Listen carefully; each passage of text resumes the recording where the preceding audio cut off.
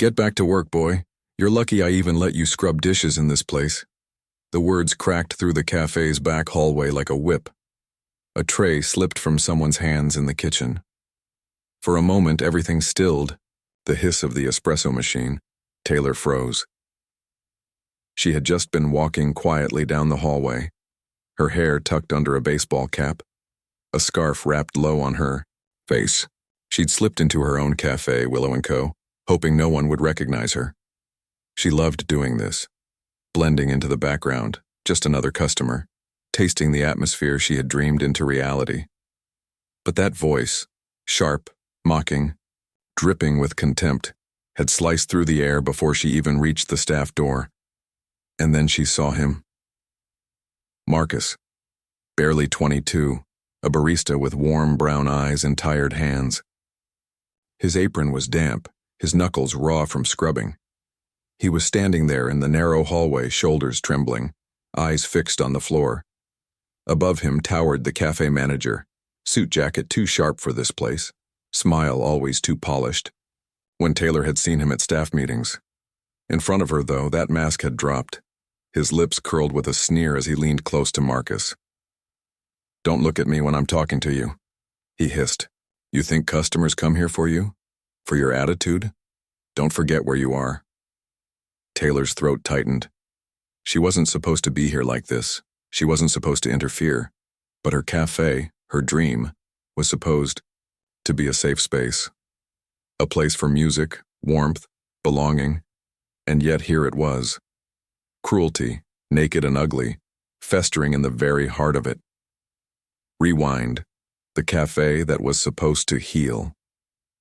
That morning, Taylor had slipped out of her Nashville home with no entourage, no cameras, no makeup team, just jeans, sneakers, and an old hoodie.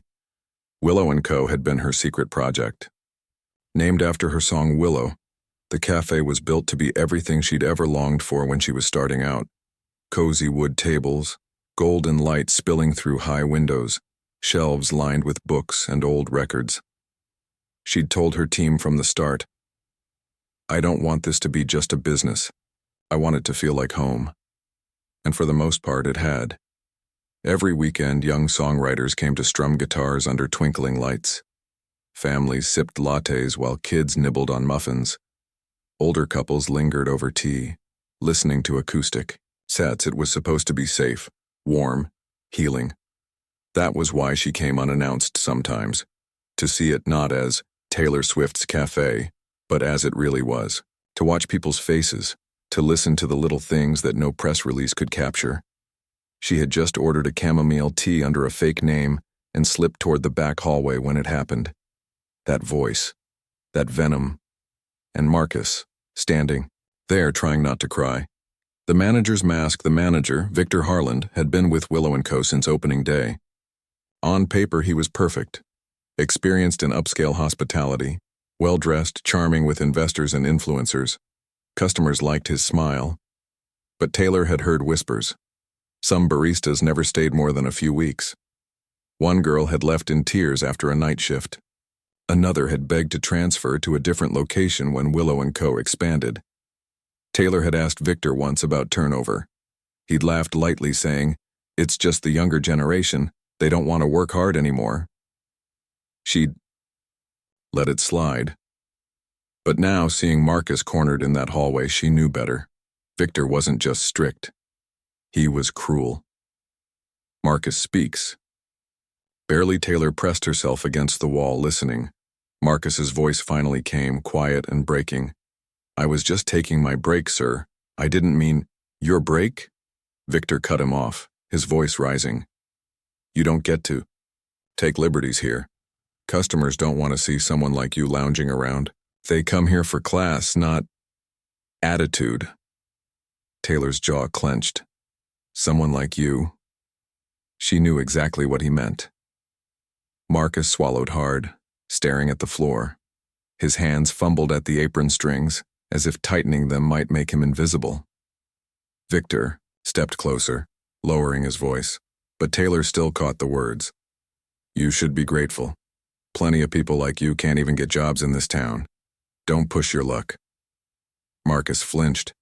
Taylor's fists curled in her hoodie pocket. Cafe divided out front, laughter bubbled. A woman's voice rose in a cheerful song. The smell of fresh cinnamon rolls drifted in from the oven. But in the back hallway, a different story unfolded, one that no customer could see. Taylor looked at Marcus, young, determined. She remembered, being his age, fighting to be taken seriously in rooms full of powerful men, except she hadn't had her skin used as a weapon against her. She looked at Victor. Expensive cologne, slicked back hair, the kind of man who smiled for the press but snapped his fingers at the people who made his success possible. And Taylor knew this was only the beginning. Victor suddenly turned his head, his eyes narrowing, as if he sensed someone else nearby. Taylor held her breath, frozen in the shadows of the hallway. If he saw her, if he recognized her, what happened next would change everything. Victor's head turned sharply, his eyes scanning the hallway. For a heartbeat, Taylor thought he'd seen her. She pulled the scarf higher around her chin and ducked her head, pretending to study the framed black and white photos on the wall, old images of songwriters in Nashville that she herself had picked out. But Victor's suspicion faded. He sneered at Marcus one last time and jabbed a finger toward the dish pit. "Get back in there," he said, "and don't let me catch. You slacking again. You're not here to be seen. You're here to serve." Marcus nodded quickly, slipping away. His shoulders sagged under the weight of words he'd clearly heard too many times before. Victor straightened his jacket, smoothed his tie, and pasted on his familiar smile, the mask he wore out front. The transformation was chilling. In seconds, the venom had vanished, replaced with a polished confidence that fooled customers but couldn't fool Taylor anymore. Taylor's steps in Taylor waited until Marcus disappeared behind the dishroom door. Then she cleared her throat. Victor turned, startled, his eyes flicking to the baseball cap and scarf. At first, he didn't recognize her. "Can I help you?" His tone was smooth, professional, the one he reserved for guests. Taylor tilted her head, keeping her voice low. "I think I just saw something I wasn't supposed to." Victor blinked. A quick flash of irritation crossed his face before the mask slipped back on. "Oh, that? Just a little workplace correction. These kids, they don't always understand boundaries." Taylor's voice sharpened. That didn't sound like correction. That sounded like humiliation. Victor chuckled lightly, dismissively. "You must have misheard. Everything's fine here. Our staff loves working at Willow & Co. It's a privilege, really." Taylor stared at him. Privilege. The word echoed in her mind, sour and ugly. Marcus's quiet strength back in the dishroom. Marcus plunged his hands into the sink, the hot water stinging his skin. He scrubbed furiously, not at the dishes, but at the invisible stain left by Victor's words. A fellow barista, Jenny, a college student with strawberry blonde hair, stepped in quietly. She lowered her voice. "Marcus, you okay?" He shook his head. "Doesn't matter, just gotta keep my head down. He'll fire me if I say anything." Jenny bit her lip. She'd seen it too, more than once. Victor's tone changed when he spoke to Marcus. He barked louder, criticized harsher, smiled less. "You shouldn't have to take that," she whispered. Marcus gave a tired half-smile. "Story of my life." But then his voice softened. "I can't lose this job. My mom's counting on me. Rent's due next week, so I'll take it. For now." Jenny squeezed his arm gently. "For now doesn't mean forever." Out front, Taylor blends. In Taylor slipped back to the cafe floor, her mind buzzing. She took a seat near the window, nursing her chamomile tea. From her corner, she watched Victor glide among customers like a showman, laughing at a joke, complimenting someone's scarf, even kneeling beside an older couple to ask if their pie was warm enough. To the public, he looked like the perfect manager. But Taylor had seen the truth. And as she watched Marcus shuffle out of the dish room a half hour later, carrying a heavy tray of mugs with quiet precision, she felt something stir inside her. Anger, yes, but also admiration. Even after being demeaned, Marcus carried himself with quiet dignity. His back was straight, his movements careful. He refused to let Victor steal the only thing he could still control, his grace. A crack in the mask. The cafe grew busier as the afternoon wore on. Laughter filled the air. Someone strummed an old Johnny Cash tune on guitar. Marcus weaved between tables, balancing drinks. At one point, a customer accidentally bumped him, nearly spilling a latte. Marcus caught it just in time, smiling politely. But Victor pounced. He appeared out of nowhere, his voice sharp enough to slice through the music. "Marcus, how many times do I have to tell you? Don't crowd the customers." Every head turned. The room stilled. Marcus froze, clutching the tray. "Sir, it wasn't—" "Don't talk back to me," Victor snapped. "Apologize to the gentleman." The customer, a middle-aged man in a denim jacket, looked uncomfortable. "It's fine, really, he didn't—" Victor cut him off with a raised hand, then barked at Marcus. "Apologize now." Marcus's jaw tightened, but he whispered, "I'm sorry, sir." The customer looked between them, then muttered, "You don't need to apologize to me, son," before retreating awkwardly. Victor forced a smile back onto his face, addressing the room. "We hold our service to the highest standard here at Willow & Co. I won't tolerate carelessness." Laughter resumed. Conversations restarted. But the atmosphere had shifted, just slightly, like a note out of tune. Taylor's chest ached. She wanted to stand up, to shout, to tear off her disguise, and demand answers, but she forced herself to wait. Victor had just made his first mistake. He'd let the public glimpse the cruelty behind the mask. Marcus's breaking point later, Marcus slipped into the stockroom, pressing his palms against the cool metal shelves. His breaths came shallow. Jenny followed, closing the door behind her. "Marcus, that was wrong. Everyone saw it. You don't deserve this." Marcus shook his head. "Doesn't matter what I deserve. People like me, we learn to survive. That's—" Jenny's eyes welled. "But you're better than this place. You're better than him." Marcus didn't answer.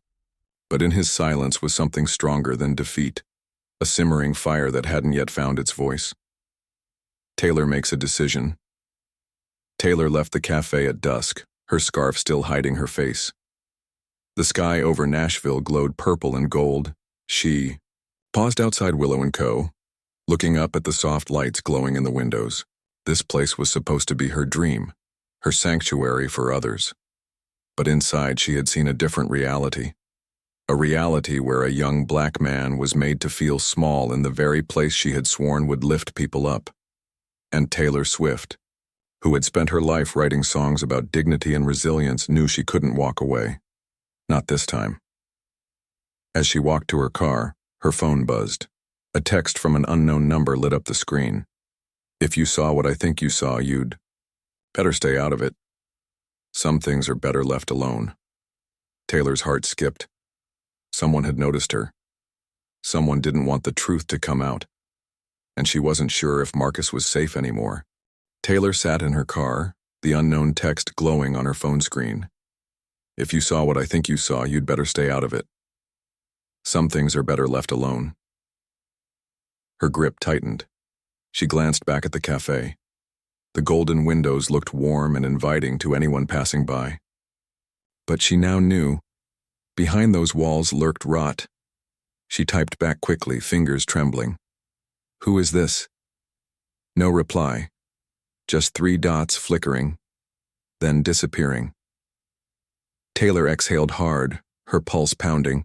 Whoever it was, Victor maybe, or someone covering for him. They knew she had seen enough to be dangerous. But if they thought fear would keep her quiet, they didn't know her at all. Marcus's night inside, Marcus dragged himself through closing duties. He wiped tables until his back ached, stacked chairs until his arms throbbed. Victor prowled the cafe like a king inspecting his castle. Every smudge, every crumb, every tiny imperfection became Marcus's failure. Sloppy. Do it again. Wipe. Harder. You missed a spot. Maybe if you spent less time daydreaming, you'd know how to work. Jenny stayed late to help, though Victor frowned at her for it. She whispered to Marcus when Victor wasn't looking, "You can't keep letting him do this. He's breaking you down on purpose." Marcus forced a smile. "I'll survive." I always do. But when Victor finally dismissed them past midnight, Marcus trudged to the bus stop alone. His reflection in the cafe window looked hollow, exhausted, older than his years. He muttered under his breath, "One more day. Just one more." Taylor's resolve. The next morning, Taylor showed up again, this time earlier, without disguise. She slipped through the side door before customers arrived. The kitchen staff gasped when they saw her. "Taylor?" Jenny whispered, nearly dropping a tray. Taylor smiled softly. "Please, just treat me like one of you. I'm not here for a photo shoot. I'm here because something's wrong." Jenny's eyes darted toward the office door where Victor sat, tapping away on his laptop. She leaned in close. "You saw how he treats Marcus, didn't you?" Taylor nodded. Jenny's voice trembled. "It's worse when no one's around. He singles Marcus out, makes him stay late, gives him shifts no one else wants. And if Marcus speaks up, he threatens to fire him. Marcus can't afford to lose this job." Taylor's chest tightened. She thought of her younger self. How many doors had slammed in her face, how many people had tried to shrink her voice. But she'd had money, fame, resources. Marcus had none of that. She whispered back, "Thank you for trusting me. I'm going to fix this."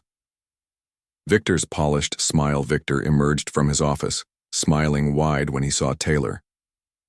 "Well, if it isn't the star herself, to what do we owe this honor?" His tone dripped with charm, but his eyes flickered with unease. Taylor held his gaze. "I wanted to see things for myself." Victor chuckled. "And what did you see? A thriving cafe, happy customers, loyal staff?" Taylor's voice was calm but sharp. "I saw a manager humiliating his employee in front of a room full of people." The smile froze on Victor's face. A beat of silence stretched. Then he laughed lightly. "Ah, a misunderstanding, I assure you. You know how sensitive these kids can be. Always reading things the wrong way." Taylor's jaw tightened. "It wasn't a misunderstanding. And Marcus isn't these kids. He's part of this family, or at least, he should be." Victor leaned closer, lowering his voice. "Taylor, you're brilliant with music, with fans, with image, but let me handle the staff. Trust me, I know how to run a business." Taylor's eyes didn't waver.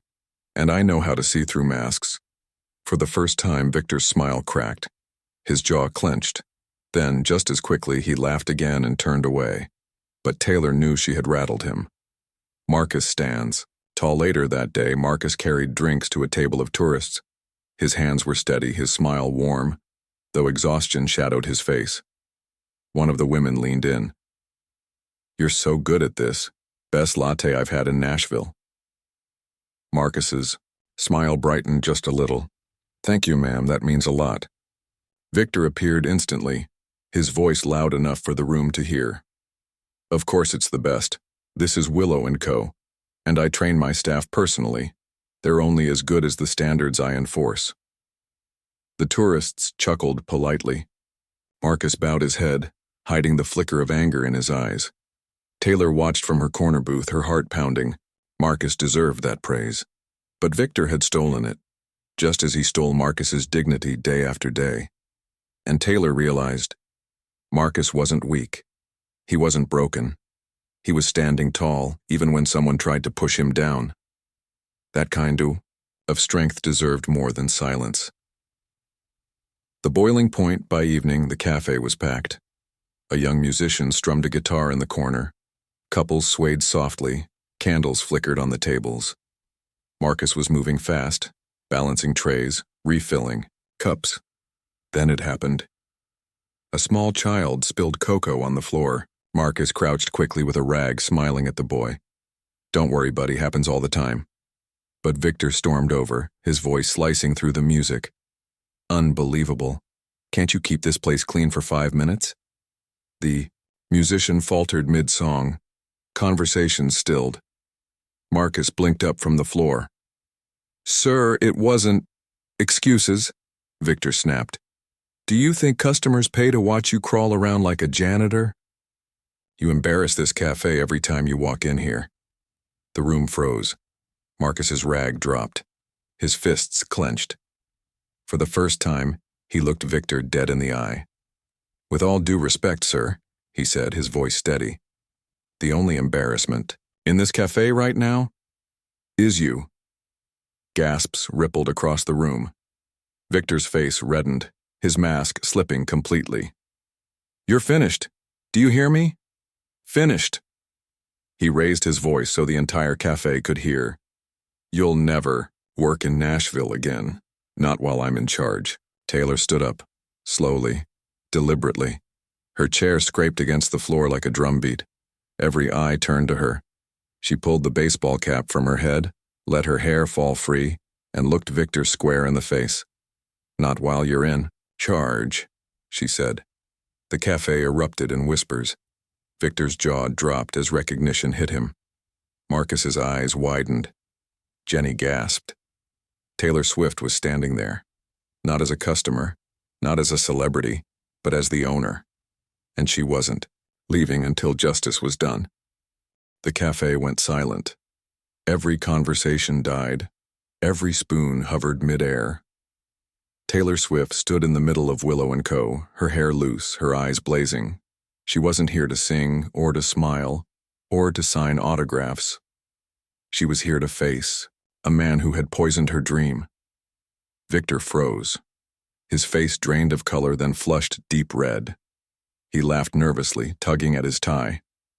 "Well, this is unexpected.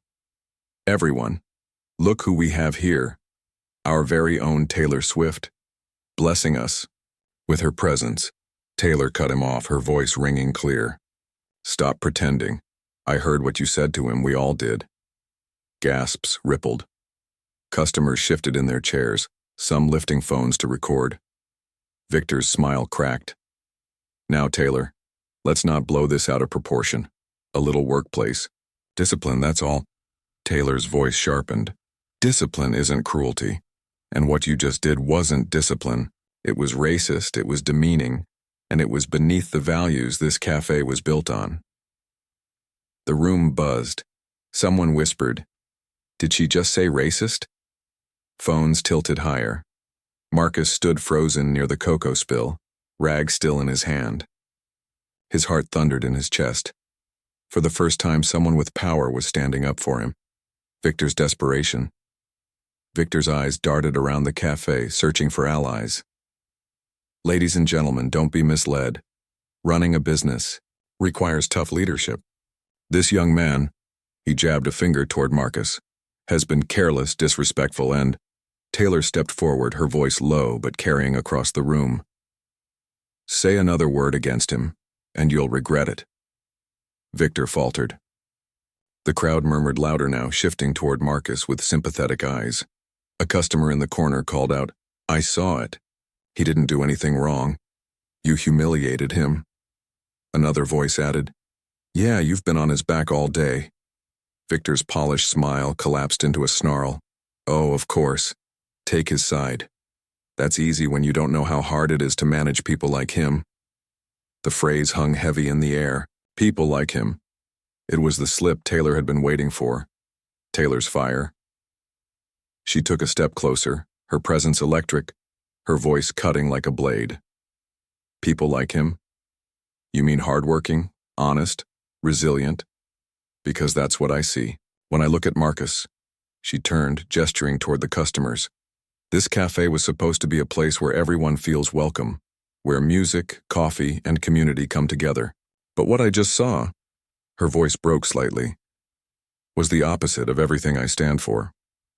Victor tried to interrupt, but Taylor raised her hand. "No, you've had your say. Now you're done." The cafe erupted into applause. Some customers stood. Others shouted, "That's right," and "Stand up for him." Marcus's throat tightened. For the first time in weeks, he felt the crushing weight on his chest begin to lift. Marcus finds his voice. Taylor turned to Marcus. Her eyes softened. "Marcus, you don't have to stay quiet anymore. Tell them the truth." Every eye turned to him. His hands trembled, but Taylor's gaze anchored him. He drew a shaky breath. I've been working here 6 months. And every day Victor finds a way to remind me that no matter how hard I work, it's never enough. He gives me the worst shifts. He yells at me in front of customers. He makes me feel small. His voice cracked, but he steadied it. But I'm not small. I work hard. I take pride in what I do, and I'm tired of being treated like less than human. The cafe erupted, clapping, shouts of, "That's right," and even tears from Jenny, who stood proudly beside him. Victor barked, "This is insubordination. He should be fired on the spot." Taylor stepped between them, her eyes blazing. "No. The only one finished here is you." The fall of Victor Harlan. Victor sputtered, rage twisting his features. "You can't fire me. I've run this place since day one. Without me, Willow & Co. would collapse." Taylor's voice was calm, final. "Without you, this cafe will finally live up to its name." She pulled her phone from her pocket and dialed. "Security? I need you at Willow & Co.'s immediately. Victor Harlan is no longer employed here. Please escort him out." Gasps filled the cafe. Victor's mouth dropped open. "You wouldn't dare." Taylor met his glare, unwavering. "I dare, and I just did." Customers cheered. Someone shouted, "Good riddance." Another yelled, "Justice." Victor's face twisted with fury. He stormed toward the door, but not before pointing a trembling finger at Marcus. "This isn't over. You'll regret this." But his words were drowned by the roar of applause as security arrived and guided him out. Healing in real time. The door closed behind Victor. The cafe seemed to exhale. Taylor turned back to Marcus. He stood motionless, tears glistening in his eyes, unsure if he should smile or collapse. She placed a gentle hand on his shoulder. "You deserve better. You always did." The customers cheered again, some chanting his name. "Marcus, Marcus." Jenny hugged him. Other staff members gathered around, nodding fiercely. For the first time, Marcus felt seen, not as a problem, not as a target, but as a man. A promise. Taylor raised her voice so the cafe could hear. "Let tonight be a reminder. Dignity is not optional. Respect is not a privilege. And cruelty will never be tolerated at Willow & Co." The crowd erupted again. Phones flashed. Videos streamed live. She turned back to Marcus, her voice softer. "This cafe is yours as much as it's mine. And I promise you no one will ever make you feel small here again." Marcus's tears spilled freely now. But behind them was something stronger. Hope. The cafe glowed with renewed warmth, but Taylor knew one thing. Victor's threat still lingered. "This isn't over." The words echoed in her mind, and she wondered, how far would a man like Victor go to get revenge? The cafe buzzed with energy long after Victor's forced exit. Customers lingered at their tables, whispering about what they had just witnessed. Phones lit up as videos spread across social media. But Marcus stood in the middle of it all, stunned, as if the applause weren't really for him. Jenny nudged him, smiling through her tears. "They're chanting your name, Marcus. Do you hear it?" He swallowed hard. "I hear it. I just don't believe it." Taylor touched his arm. Her voice was warm but steady. "Believe it. Because you earned every bit of it. You survived what should have broken you. And you did it with dignity." Marcus nodded slowly. For the first time in months, maybe years, he stood without the weight of shame on his shoulders. Victor's shadow by morning, the story was everywhere. Headlines read, "Taylor Swift confronts racist manager at her own cafe." "Young barista stands up, Swift stands with him." Clips went viral on TikTok, Twitter, Instagram. Hashtags trended, "Countering justice for Marcus" and "Dignity always." But Victor wasn't done. An email leaked from an anonymous account, accusing Marcus of stealing from the cafe, of being lazy, of endangering customers. It was venomous, desperate, and full of lies. Taylor read it with clenched fists. "He's trying to smear you," she told Marcus. "He wants to make you the villain." Marcus sighed. "I'm used to it. People like him. They don't stop.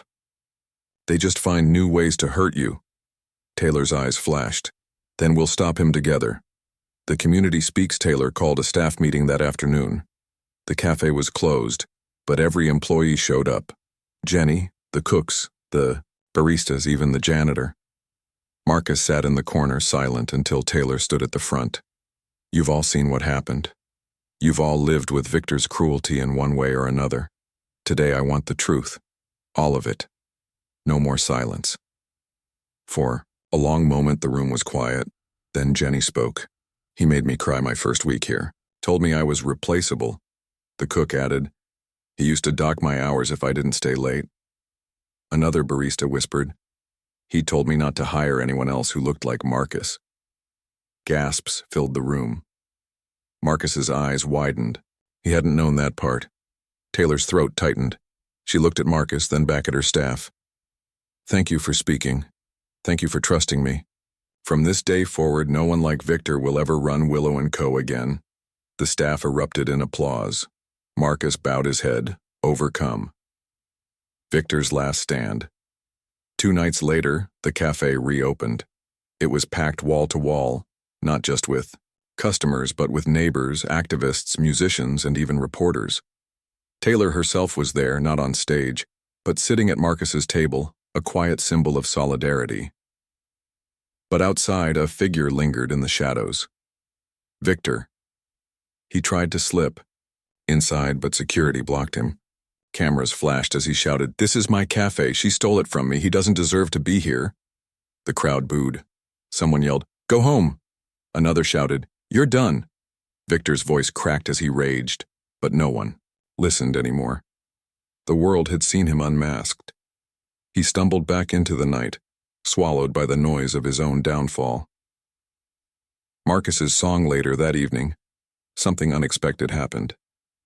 The young musician scheduled for the acoustic set didn't show.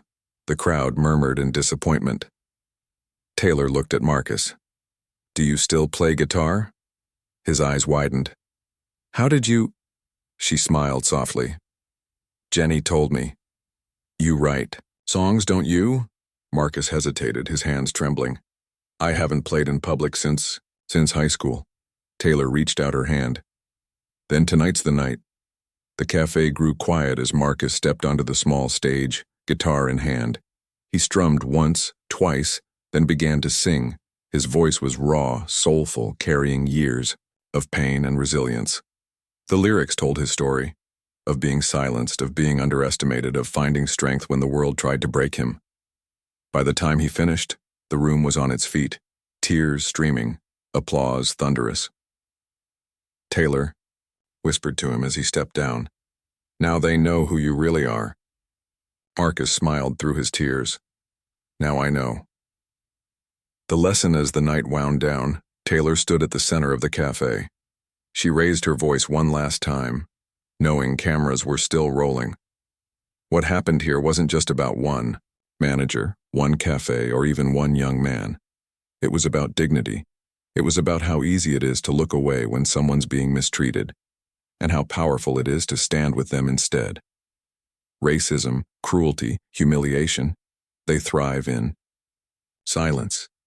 But when we speak up, when we refuse to let it slide, when we see each other as human beings worthy of respect, everything changes. She paused, scanning the faces around her. Neighbors, strangers, fans, skeptics. Respect should never be optional, and dignity should never be negotiable. The cafe erupted into cheers once more. Marcus stood tall, surrounded by his co-workers, no longer invisible. Closing beat as Taylor walked out into the Nashville night. She glanced back at Willow & Co. The windows glowed warmly, laughter spilling out into the street. Her dream had been broken, then remade, stronger, truer, rooted in something deeper than coffee or music. And Marcus? He was no longer just a barista. He was a symbol, a voice, a survivor who had finally been heard. So I'll ask you, what would you have done if you were in Taylor's place? Would you have spoken up or stayed silent? If you believe dignity and respect should never be optional, share this story. Because silence helps the cruel, but voices like yours can help the strong stand taller.